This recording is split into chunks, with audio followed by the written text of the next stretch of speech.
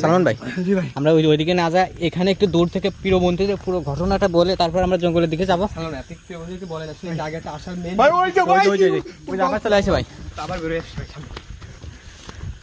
ভাই। তখনই রায়হান ভাই গল্পটা বলতেছে এখানে কি ঘটছিল সেটা বলতে তখনই কেমন যেন ওরা কোথা থেকে বেরোতে আসতে হয় ভাই, কোনোভাবে কথাই বলতে দিচ্ছে না কিন্তু রায়হান ভাই। গাছগুলো কেমন যেন বাতাসে ভাই মনে হচ্ছে ঝড় উঠে যাচ্ছে, দেখছেন? জি জি জি জি সালমান ভাই। জি ভাই, আমরা একদম ওইদিকে না যাই, এখানে দাঁড়াবে পুরো ঘটনাটা আপনি বলেন একটু ভাই। এই রাস্তা দিয়ে এখন দম্পতি স্বামী স্ত্রী তারা দুইজন, আর স্ত্রী অসুস্থ ছিল, সেই স্বামী স্ত্রীর লাশ পাওয়া যায়, কিন্তু মহিলার মৃত ভাই কিছু শব্দ শুনতে পাইছেন ভাই? মহিলার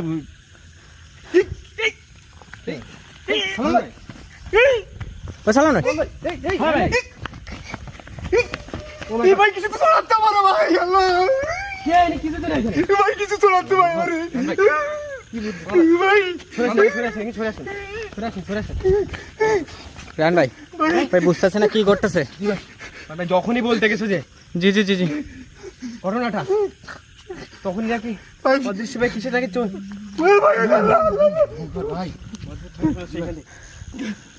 বন্ধুরা চারিদিকটা একদম পুরো থমথমে অবস্থা, বুঝতেছি না আমাদের সঙ্গে কি ঘটতেছে। ওই সবটা নোটিস হয়, দেখেন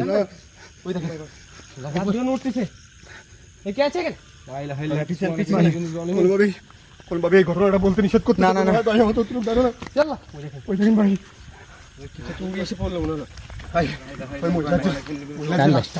ভাই দাঁড়ান, পুরো বন্ধুদের পুরো ঘটনা বলতেই হবে।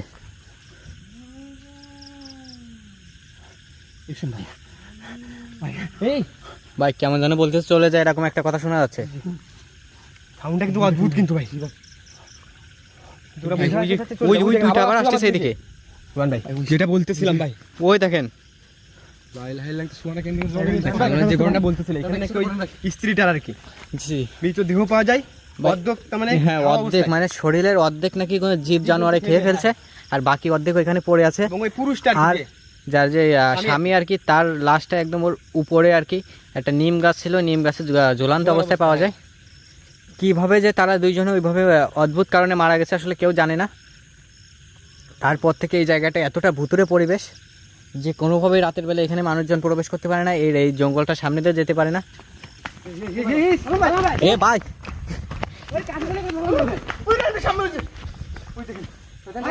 ভাই সালমান ভাইকে নিয়ে যাচ্ছে তো।